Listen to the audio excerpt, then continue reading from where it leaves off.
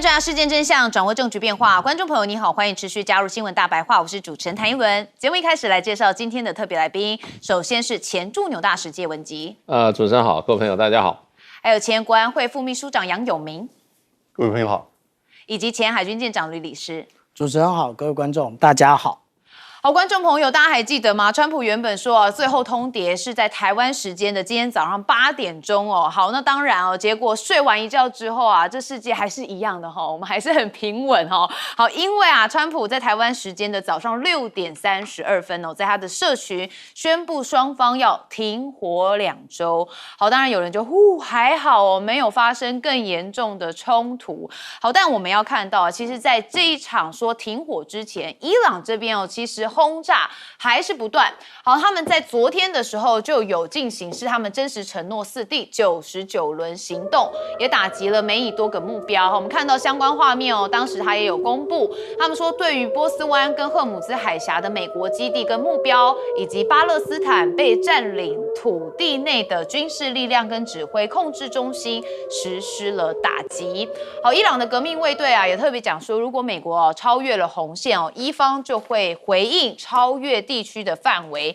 那伊朗已经不再对打击目标设限了。好，那昨天这些话语啊言犹在耳，不过今天早上啊就稍稍的两方都停火了，说4月10号要来谈判。好，那目前以色列呢则是侦测到确实也有伊朗射的飞弹。好，这是以色列国防军有侦测到从伊朗向以色列国境内发射的飞弹。好，防御系统正启动以拦截这一个威胁。不过伊朗这边则说他们有部署双联装的飞弹发射装置，好，打击规模会翻倍。说战争进入了新的阶段最新部署的是征服者跟城堡破坏者双联装的导弹发射装置。那也特别喊话说他们的打击规模将会翻倍。那特别在以色列这边也有女子她是被一个这个疑似来自伊朗的集束弹药刚好落地是给这个在他的身后，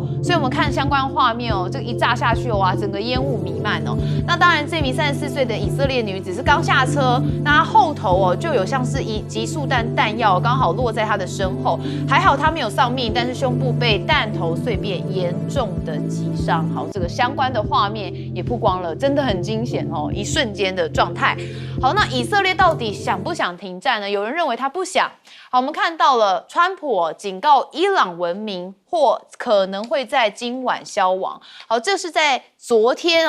发生的事件那当然，我们这个美国的副总统范斯就有讲说美国在伊朗的军事目标其实大致已经完成，而且他说战争很快就会结束那川普也有在发 deadline 不到半天的时间，伊朗的民众有组成一个行动，就是人链来保护发电厂跟桥梁。好，这是伊朗官方发出的全国动员令。你可以看到画面上他们是号召境内1400万名的青年组成人链，以血肉之躯守护国家的重要设施，展现的是誓死抵抗的决心。好，这当然就是因为川普在他发表这个最后期限之前有特别一直讲说，这个伊朗我要炸你电厂炸你的桥梁，有什么电厂日、桥梁日等等，所以伊朗的民众发动了这样的行动。好，但是我们要看到伊朗他同意停止攻打伊朗2周，这是今天早上的讯息。白宫有特别讲说以色列是同步的。但问题就在纳坦雅胡或许不是这样想好，我们看到以军是持续在8号的清晨还是有对伊朗发动新一波的空袭。好，那但就在川普宣布停火后的4个小时，以色列总理纳坦雅胡才终于公开的表态支持停火。但是他语意中有玄机他强调的停火不涵盖对黎巴嫩真主党的战事。这显然跟稍早的巴基斯坦总理的说法是有出入的。因为巴基斯坦总理说是全面停止战事，所以看起来这说法是不太一样的。好，那当然以色列第13频道甚至还播放了即时倒数的计时，那就显示说距离川普对伊朗设定的最后期限还有多少个小时，他把它列在这里哦，好让很多人都能看到有这种倒数计时感。好，不过就在最后的80分钟哦，这个川普却喊停了，有人也觉得他又再度塌口了。好，那以色列警告伊朗民众未来12个小时误搭火车，那当然也暗示了会展开攻击。那这是在周二上午的时候说，接下来12个小时之内避免搭乘火车，那似乎也在暗示可能会发生攻击事件，所以一度也让当地的人是蛮紧张的。那美伊战事说没人相挺，现在美国媒体说啊，川普将盟友都得罪光了，接下来他的霸权位置恐怕就会受到考验。这是《华尔街日报》报道说，川普回任1年多来包含的是关税、乌俄战争、格陵兰等问题都跟欧洲还有亚洲的盟友起了争端。好在关键政策反复无常，而且普遍漠视盟友意见。那这是近1世纪以来美国首次在大型的冲突当中没有任何传统盟友助阵，所以其实也让川普面子挂不住。不然他为什么一直在社群或者是公开场合那边点名他的盟友，说你们都不来帮忙？好，那后来就说你们要有自己去拿，但是又是要管赫姆兹的事情所以看得出来他很多的情绪非常反反复复，尤其也显得相当的焦躁。好，那我们看到今天确实在早上的时候，川普发文完。确实有一个转折。好，那当然我们刚刚讲到的是，其实伊朗炮火在停战之前都没有停止，包含以色列这边也有相对应的攻击。好，当然整个战事的局势，一轮想要问的是，双方真的就会在这2周停火吗？我们先问解大使。对，因为这个停火其实是调停方一段不断子提出来的。那调停方当然就是主要是由巴基斯坦出面，可是背后有很多大国那这个我想这是符合所有海湾国家的这个愿望，因为海湾国家是受害者，他不是参战方，可是他是被打击的对象，他又不愿意回击以后这个战争越闹越大，对他不利，所以停火是对他最有利的。那巴基斯坦当然是主要是受到这个沙特的委托，那沙特就可以说代表大部分的这些海湾国家的立场。那你记得前几天事实上的话，这个巴基斯坦的总理兼副总理兼外长跟这个大陆的外长王毅也共同发表声明嘛。那里面其实就是说和平声明立场的表达，其实最主要就是停火止战。因为停火以后，事实上很多事情就可以开始大家理性的谈。不过因为美国方面的这个记录很差，常常在停火或者和谈的时候还继续打，所以我想伊朗他是在高度的压力之下，最后做这个决定，还是开始和谈不过还是高度警备，所以他也讲了，他事实上是所谓的等于双倍的打击的规模，在随时待命。如果说在这个停火期间，美国或以色列进行攻击，他就双倍打击。所以这个应该来讲的话，对美国来讲的话，应该它始终是一个主动攻击方。这场战争从头开始，美国跟以色列都是主动攻击方，那伊朗就是一个所谓的被动的、所谓的等比报复的一方。所以应该伊朗继续把这件战争打下去的。从过去这个1个多月时间看来，伊朗是不会主动的，所以他是在防御的。那这里面川普是不是这么有信用呢？说停战停火就停火，我们还是打一个问号。不过以色列方面倒是要高度观察，他会不会中间又出手了。那所以这个停火基本上也不能说就是说大局底定，还是很脆弱的。这个中间有一点风吹草动甚至有人故意要破坏这个停火这个偷发几颗飞弹这个都会把这个停火脆弱的信任很快就要打翻了。不值得我们觉得感觉好的就要终于停火，因为这场战争打了那么久，一开始中国大陆还有像巴基斯坦，后来这个土耳其还有埃及他们出来斡旋的都希望停火止战，先停火来谈。那终于经过了一段时间终于停下来了那你看这个停火的效果有多大？我们台湾的股票今天不是也就是大幅回大涨，日本、韩国、香港全欧股票都在涨。我想美国的股票也会大涨的啊。那所以这个其实是符合大家利益的。那符不符合伊朗的利益，符不符合美国利益？你只能说现在是符合这双方的利益的，因为伊朗被打的事实上也打得很惨了。那美国事实上的话，在伊朗封锁赫尔姆兹海峡，甚至会企图升高这个战事的情况之下，油价一直往上涨，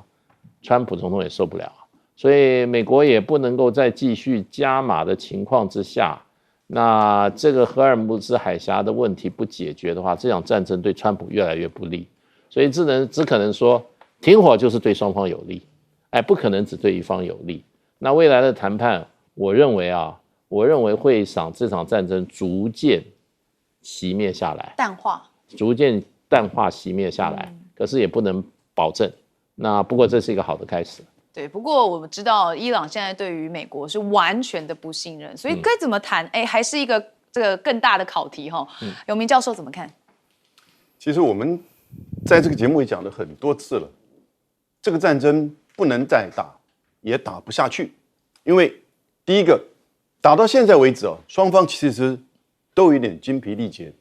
美军从上一次的那个抢救雷恩大兵就看得出来。为了救一个飞行员，结果又掉了几架飞机，所以就是说，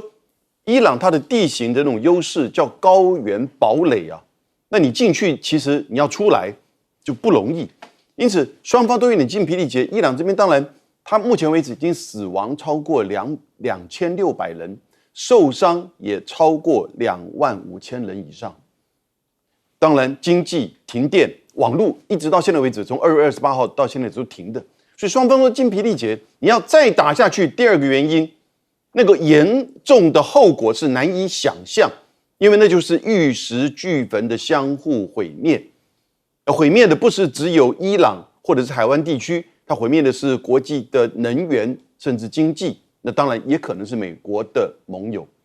那现在我们看到穆吉塔巴跟就是川普这两个核心的，一个是伊朗的最高领袖，一个是美国的总统。经过的这个过程，我们看到双方其实都还维持有限的理性，也就是尽管一方伊朗认为自己是被侵略的，事实上是美国认为他什么东西都没拿到，那因此呢，双方就有点卡在那边，而且相互的放话。川普甚至威胁我要毁掉一个文明，没有人当真。但你想想看。一个美国的霸权的总统居然讲这种毁掉一个文明的这种极度不文明的蛮荒的话，但是呢，他似乎在做一个秀。他知道谈判在进行，他只不过是表演给外界，显现出他的这种强硬，来去相对于他愿意退让了之后，他的那种仁慈。所以你看看这里面显现的是，除了个人领袖之间的这种有限理性之外，他也不断的在做演出，尤其是这样子川普。那这里面很重要的就是说，其实一个人救了一村，那就是巴基斯坦，但不只是巴基斯坦，后面有一群人一群国家，除了巴基斯坦、埃及、土耳其这3个国家其实一开始的时候他们都是穆斯林，他们也都没有在这次的攻击当中让美国用他们的基地或者是参与到这个战争里面。取得了一定的伊朗之间的信任跟管道，而巴基斯坦那个陆军元帅穆尼尔，他其实在去年年初的时候呢，就曾经到过白宫跟川普这个吃过饭，而且记不记得巴基斯坦跟印度发生战争的时候，虽然是用了中国的武器歼十打下印度的战机、法国的战机，可是呢，美国说他帮助了，他也提名川普去竞选诺贝尔和平奖，所以。巴基斯坦在这里这个角色就扮演的一直是沟通的这个角色，而背后呢还有2个国家，中国跟俄罗斯，也就是说这些国家都让伊朗去感受到，也就是他并不孤单，而美国呢也跟他们这些国家之间有管道尤其是巴基斯坦，所以这个过程中我们看到这种表面上的放话可能是股市操作的言语，可是实际上。背后的外交的过程我觉得那是个非常精彩的一个过程。但是能不能够真的停火，要看这2个礼拜怎么发展。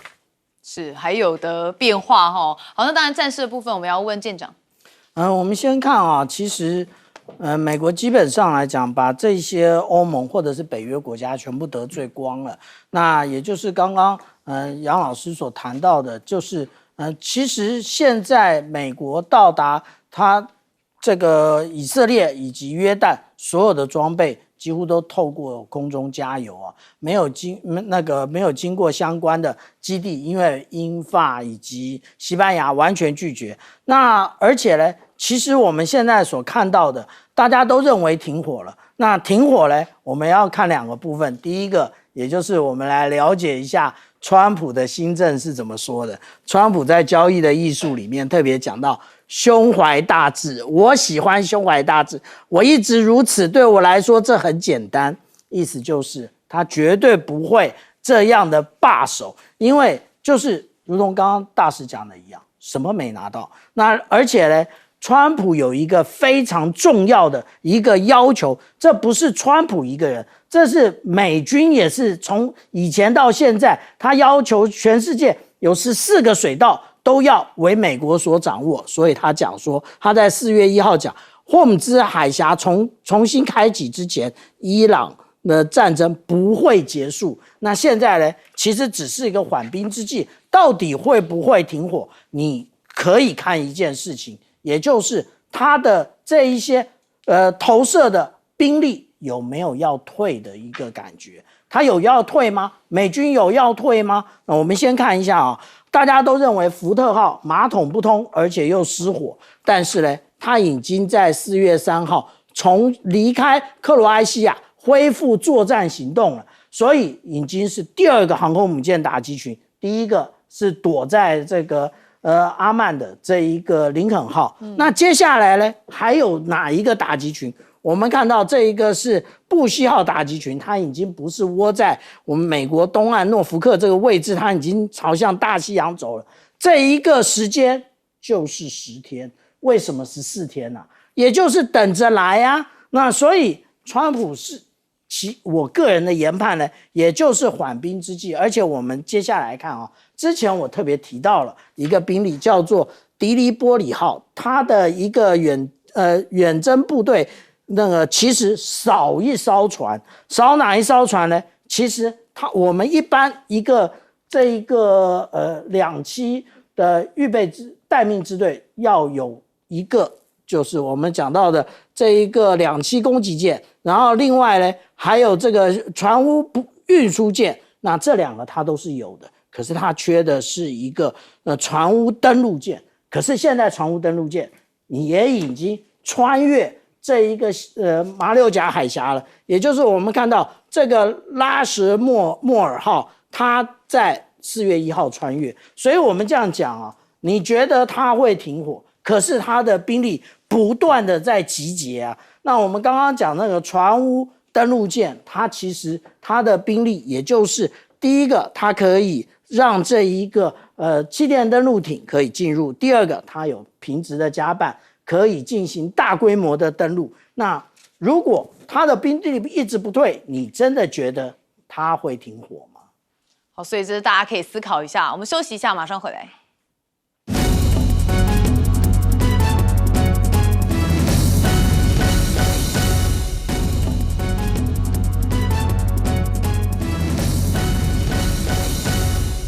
好，其实，在川普最后通牒截止之前其实美方是有行动的，也有很多人本来看到这场行动，认为川普可能真的会打下去结果在今天早上是收手了。好，那当然呢，美军是经传空袭了伊朗的哈尔克岛，有超过50处的军事目标。这是《华尔街日报》引述了2名美国官员的报道，说美军有空袭哈尔克岛超过50处的军事目标。那哈尔克岛位于伊朗南部外海，是这个国家重要的石油出口枢纽。好，那美以7号的时候空袭哈格岛那伊朗媒体说重要基础设施都没有受损。好，所以呢，哈格岛在遇袭伊朗的革命卫队其实也放话说克制已经结束那当时呢，这个革命卫队是向邻国发出迄今最强烈的一个讯号，也就是克制已经结束了，甚至他们威胁将瞄准的是美国跟盟友在整个地区的基础设施。所以原本这个哈尔克岛感觉就是伊朗的这个命脉嘛。那当然，美以如果袭击的话，就会觉得战事会升温。好，但是呢，后来在截止的前夕川普就说，双方我们现在是停火的。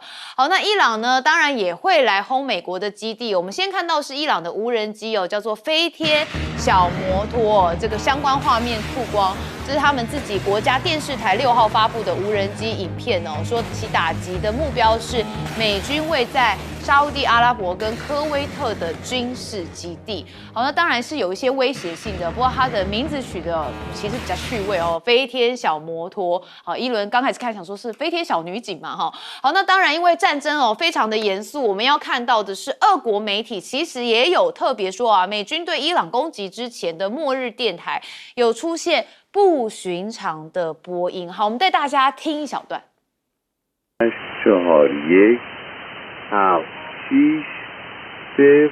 其实我没有办法解读这个到底在讲什么，因为它应该是什么特别的密码好，但是我们可以看到这非常不寻常那俄罗斯的真理报的报道是说，这个 V3的末日电台出现了这个波音，很不寻常。好，在美以对伊朗发动军事行动后，大约12个小时是突然出现，那并在短波大约是7910千赫的频率上来播放讯号。好，那报道进一步也推论说 V32是美国可能运作的一个间谍广播。那试图煽动伊朗内部的反政府力量。好，但是这些说法多建立在未经证实的假设上头。好，但是因为有这个音档出来，我们还是给大家来听一下这个目前的状态。好，那我们看到美国副总统范斯他其实有特别讲到一句话，他说他们手上还有一些工具还没用说到目前为止我们还没有决定使用，说美国总统可以决定使用这些工具。好，他这句话其实蛮暗示性的，甚至还讲到美国总统可以使用。当然大家的第一联想是不是就是会对伊朗用核武呢？好，那当然因为加上川普之前有警告说整个文明将在今天晚上死亡，再也无法复原，所以迅速引发了网络上关于核武选项的猜测。当时白宫是有马上澄清说没有这件事情但是范斯的暗示确实也引发了一阵讨论。但是到底为什么伊朗也愿意停火？这也是一轮的一个大哉问那也有可能大家觉得说后头的大国出手是最重要的。好，我们先看到伊朗的外长阿拉格，他就说，如果美以停止对伊朗的袭击，那我们伊朗的武装部队也会停止反击。好，但是在跟伊朗武装部队协调的前提下，未来2周船只就能在技术这个限制允许的前提之下，安全通过荷姆兹海峡。好，所以大家有发现，伊朗的外长对于通过荷姆兹海峡的部分，他给了一个前提，也就是要跟伊朗的武装部队协调还有这个技术限制允许有这些前提之下，所以恐怕还有一些变数啦好，那当然中俄在联合国这边其实有联手否决一项事情，就是4月7号他们就最新一版针对保护荷姆兹海峡航运决议草案来进行表决。那这个草案其实已经删除了可以动用武力的措辞，但是中俄仍然以破坏谈判机会为由，对该草案动用了否决权。那甚至现在停火协议内容有一个大家也蛮关注的，就是荷姆兹海峡的过路费到底谁收呢？现在说伊朗跟阿曼是共同的来收，是允许这2国一起来收取过路费。好，那伊朗提出的10点停火方案，波斯语的版本其实有对浓缩铀议题留一手。好，这美联社报道说，伊朗在波斯语版本的这个10点停火方案当中，有纳入接受让伊朗拥有浓缩铀的内容。好，但这些内容并未出现在英文版的10点停火方案当中。好，那当然这件事情问到了伊朗常驻的联合国代表团他们是拒绝对于这个版本不同的内容差异来发表评论。好，所以目前看起来整个局势大家都认为还会有变数，但是一轮也是蛮好奇的。伊朗不是原本都誓死不从吗？甚至我们之前还讨论过说啊，担心在这个停火的期间，美国会不会搬一些东西哦，赶快来把它的装备补充哦。所以伊朗是誓死不停火，但为什么现在又有一些转折？我们先问介大使。对，其实这场战争现在是进入停火了哈，那可是只是也不能说暂时，是有实现的停火，2个礼拜。2个礼拜，这个中间有很多重要事会发生。那原则上应该双方都会遵守停火。其实也不是双方，只要美国不打，以色列不打，伊朗就不会回击因为伊朗从头到尾都是回击的。然后呢，现在4月10号开始会在这个巴基斯坦首都开始双方的谈判，双方终于进入到谈判。那双方都有对外放话。那美国放话就是说，因为伊朗同意要开放荷姆兹海峡，也就是说给你2周时间，你要同意开荷姆兹海峡。可是伊朗呢也提出了一个10点和平计划方案，虽然现在刚刚讲它版本这个不同的波斯语跟这个英语之间可能有点出入不过这是小事，大事就是美国方面也认为你提出这个10点和平方案美方是认为是愿意讨论，愿意讨论，所以这是双方都各退一步的情况之下，那才会有今天这个停火。那这个从4月10号开始的这个谈判，我觉得也不会那么简单。可是呢，这是一个好的开始，因为双方的谈判标的已经是相当的清楚了，相当的清楚。你这边伊朗这边你要开放荷姆兹海峡，那美国这边你要跟我讨论伊朗提出来的这10点和平方案，所以双方都各有所求，而对方也都基本上原则愿意进入讨论，所以呢，这个谈判看起来也不是完全没有达成这个目标的可能，因为谈判基本上都是取乎上得乎中嘛，那最后当然双方会有一个妥协，会不会说谈了半天以后10天以后又打起来了，也有可能，也有可能。不过这个对已经1个多月的双方的战局来讲是一个突破性的发展，那显示美方也打累了，伊朗也打累了，大家要谈一下。那不过历史上很多的冲突最后都是谈打谈，会不会再恢复再打起来不排除那会不会再有大规模的冲突？可能也不会，规模不会再升高了。因为这件事情，这个战争一直没有升高，因为它如果升高的话，对整个的国际局势、经济局势，还有美国国内现在川普最担心的所谓的通货膨胀，都会产生很直接连带的效果。所以你看，这个关键还是在那个油价，那这个消息一出来了，股市大涨，还有一个油价大跌。所以就美国的考量关键还是在那个油，那所以关键还是在荷姆斯海峡，我们就期盼希望这个战争能够赶快结束吧。我们这样子，我们的塑胶袋也不必加钱买了。我这个也比较关心经济的朋友就说，整个看局势，虽然要看川普的，最明显就是看油价，今天暴跌的幅度是最大的一次。好，舰长怎么看这个战局？我们不知道川普是不是有在油价布空单那所以那他现在这样做是不是又大赚一笔？不知道。但是我们可以看到末日广播刚刚主持人说其实听不出来他在讲什么，对，听不懂。其实他要透过解码器你才听得懂他在讲什么，而且解码器出来他还要再变码一次，那这个你必须要有这个变码本那所以这个过程很复杂，所以他才能保密，所以我们才听不懂。对，那至于说我们讲到这个飞天小摩托那也就是见证者136，之所以为什么大家这么爱用从我们讲到说从俄乌战场一直用到我们现在看到伊朗攻击这些海湾国家，其实都用飞天小摩托，那连美国都仿照这个见证者136，它叫做 Lucas， 也就是其实因为它的成本低廉，而且呢它不容易被侦测到，然后它所使用的都是民间就可以找得到的，那这才是大家喜欢用的原因啊。那至于说我们讲到说这一个有关于哈尔克岛的部分呢，哈尔克岛的如果沦陷也不是第一次啊，在这个两伊战争的时候，其实伊拉克有占领过这一个哈尔克岛。那但是呢，后来这一个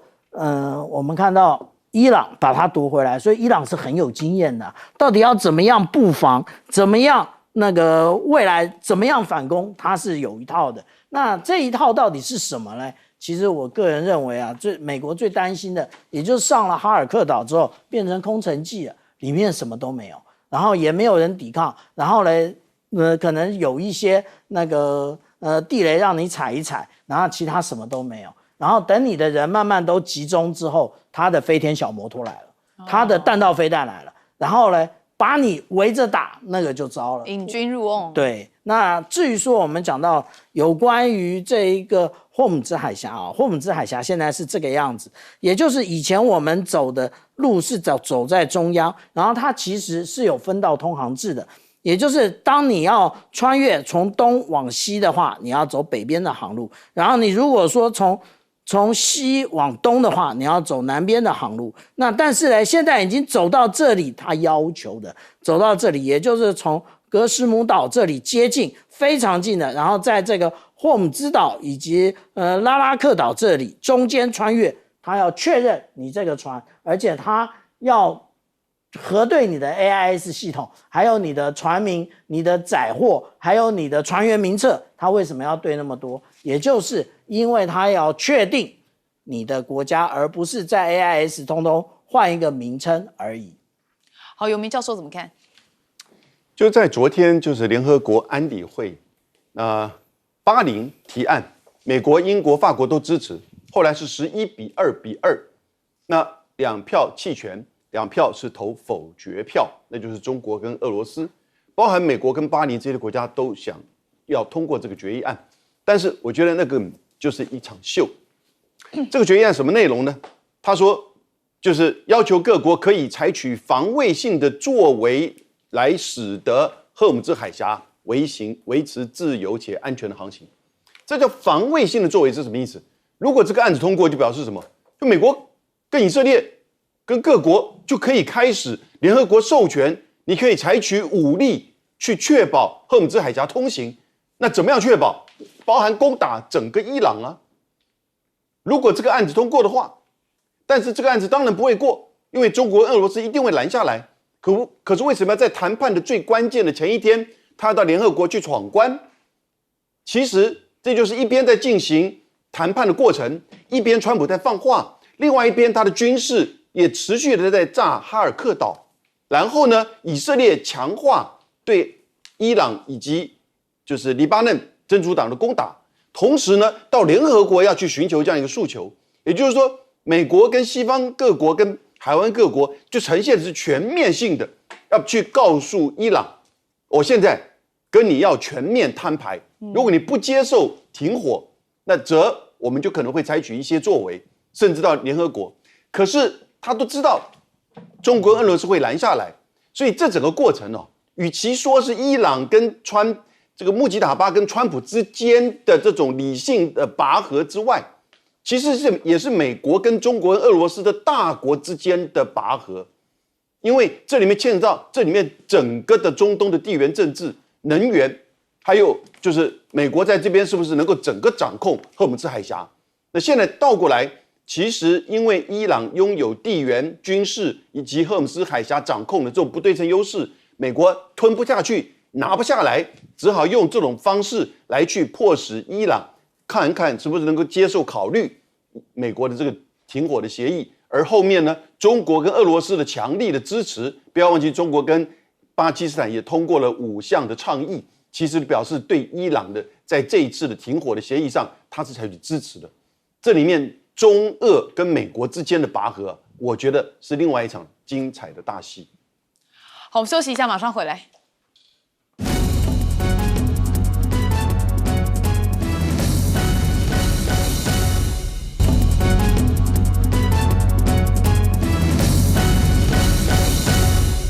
好，我们刚刚已经讲到很多，川普在今天早上台湾时间的这个最后88分钟之前是说双方是停火2周。好，但这停火消息一出，当然很多人是松口气，但问题就在奇怪中东多国啊，仍然还是传出遭到伊朗飞弹的攻击。好，您可以看到，包含卫报说啊，川普发表了停火声明之后，伊朗至少是已经发射了2轮飞弹来攻击以色列，那防空系统正拦截来袭的威胁。法新社则说啊，耶路撒冷以及约旦河西岸耶利哥都都传出了爆炸声。那 BBC 则是报道说，阿拉伯联合大公国的国防部证实，也遭遇了伊朗飞弹跟无人机的攻击。那沙烏地则表示，全国的东部地区，包含首都，都启动了紧急警报的系统。好，所以有人认为说啊，这个停火啊，看似双方还有其他的盘算。那现在川普我都有讲嘛，同意在2周内暂停对伊朗的轰炸跟攻击，那为期是2周。那也说啊，这个安排将构成的是双向停火。那伊朗的最高国安委员会则说啊，接受2周停火，美国同意10点方案啊，说啊，我们两方10号的时候要来谈判，谈判的地点就在巴基斯坦的首都伊斯兰马巴德来展开谈判。那伊朗的官方媒体随即也强硬的发声说这不意味着战争结束。他说我们仍然掌握着战争的主动权，如果敌人犯下了哪怕最轻微的错误，我们都会全力的反击。那可见伊朗也没有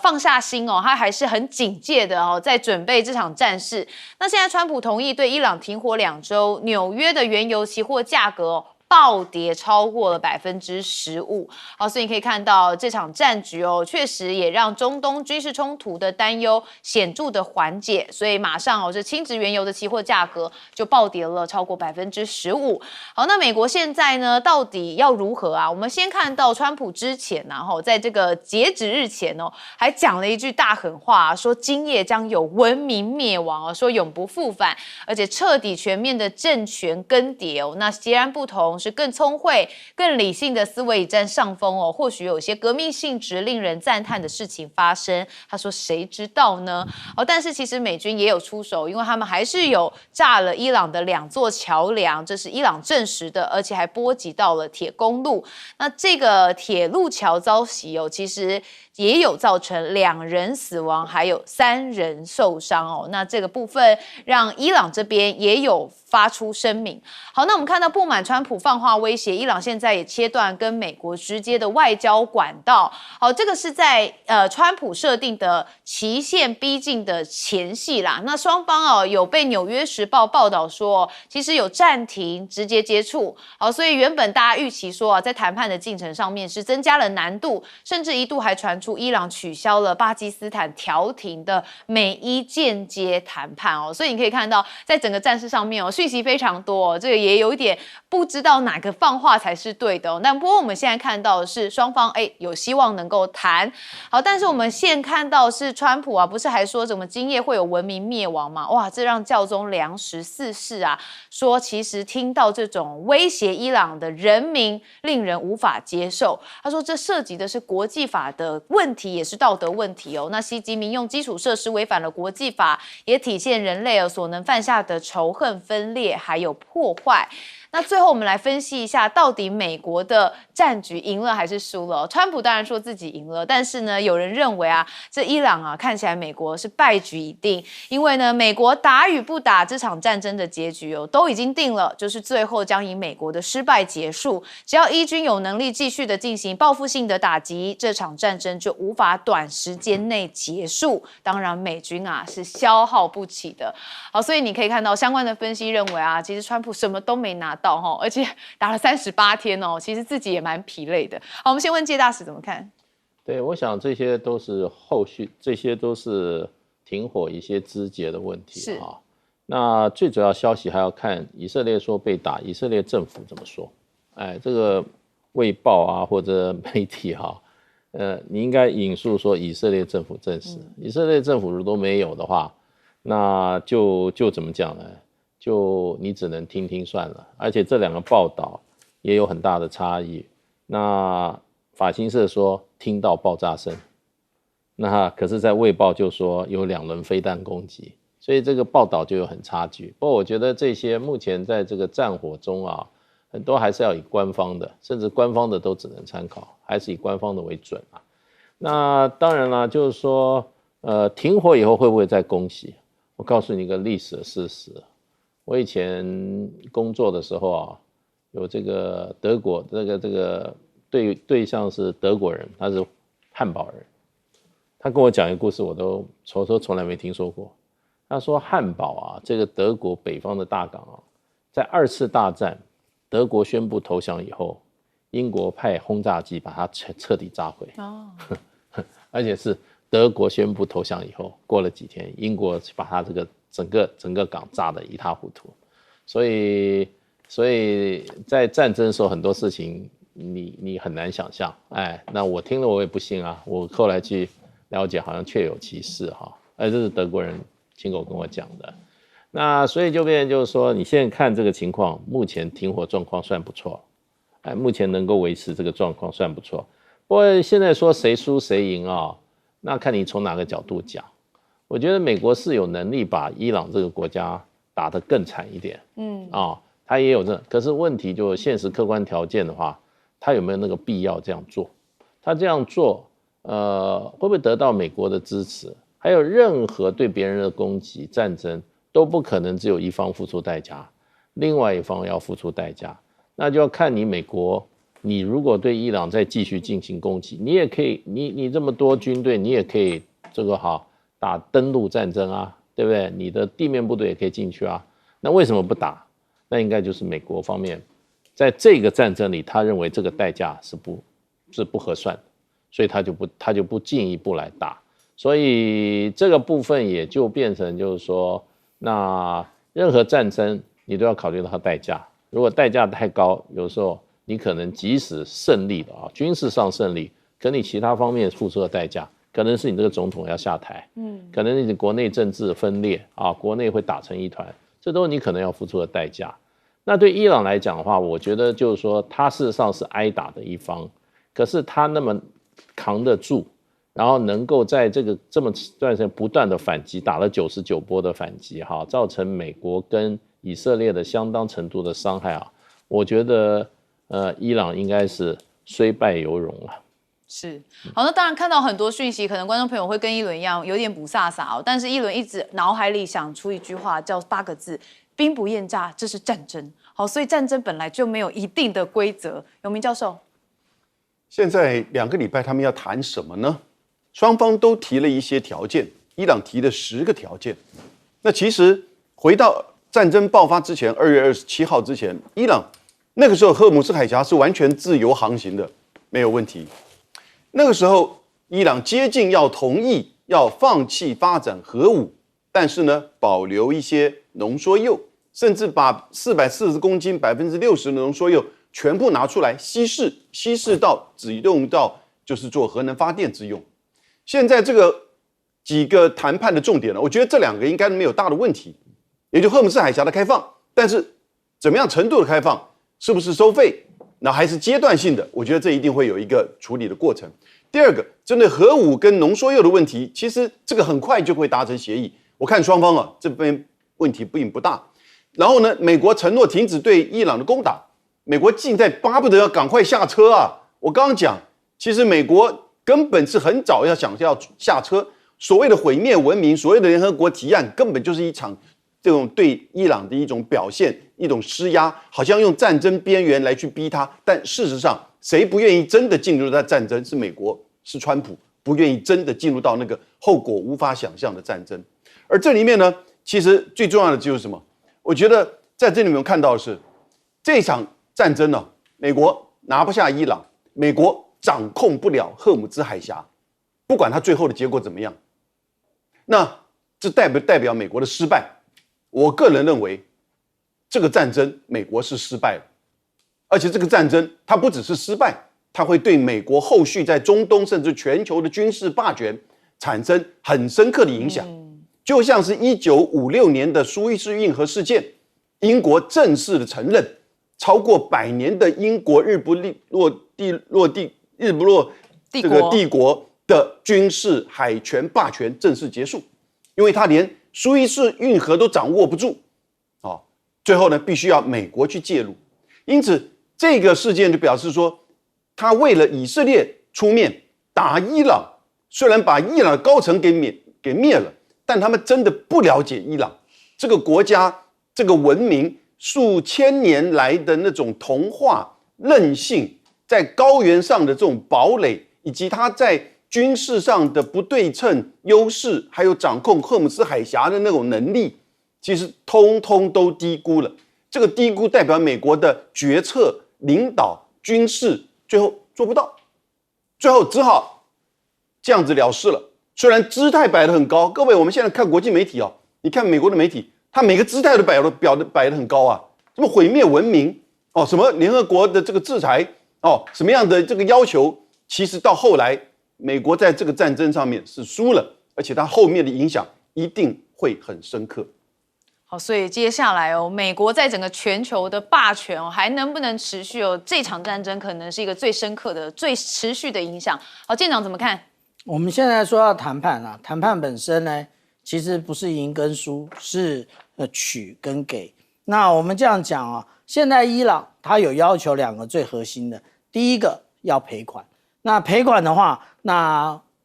就要美国赔钱给他，那代表什么？美国失败啊，对。那如果美国失败的话，川普可以接受吗？那美国国会可以接受吗？美国人民可以接受吗？期中选举可以接受吗？如果不可以接受，一定继续打下去。那第二个，有关于霍姆兹海峡的管制的部分这就是我讲的，也就是美国对于这么多的一个海域或者是海峡，它都要掌握。这个 H 是什么？ H 就是霍姆兹海峡。 G 是什么？ G 就是曼德海峡。他们一次要失去2个海峡吗？觉得可能吗？而且我刚刚讲不断增兵他前来的部队没有停，而且你看看他的这一个运补的，无论是 C-17或者是 C-5，不断的往这一个中东来运，你真的觉得他想要停火吗？至于我们讲到纳坦雅胡呢，其实他之前讲到什么？他叫做粉碎伊朗恐怖政权，而且他说那个其实呢，他不只要粉碎伊朗，他还要粉碎恐怖之湖那其实这个以色列他想要打伊朗很久了。我们如果我们看一看，回头看一看布林肯怎么说的。布林肯说：“你们现在所讲的，我之前都有听说这之前纳坦雅胡就是这么说的可是美国都不相信，当时的拜登政府都不相信，所以没有上当，没有去打他。但是现在遇到了川普愿意打了。那至于说现在大家抬出国际法来讲就讲国际法好了。这一个纳坦雅胡他在这个国际刑事法院违反了这个违反人类罪以及战争罪，他有事吗？他完全没事所以这一个完全只能够制裁小国。你说以色列也是小国但是他后面大哥是大国美国是大国所以他到美国有没有问题？没问题。他到联合国有没有问题？联合国把他抓起来吗？也没问题。他还到联合国大会去进行演讲。所以我们应该这样子讲，现在大家都在讲国际法，为什么？因为甚至有国际法的100位学者联名，因为再继续下去，国际法真的就变成一本一本的废纸根本没有人相信这个东西。这个完全只是大国来欺负小国的一个工具而已。你小国必须遵守，大国我爱怎么样就怎么样。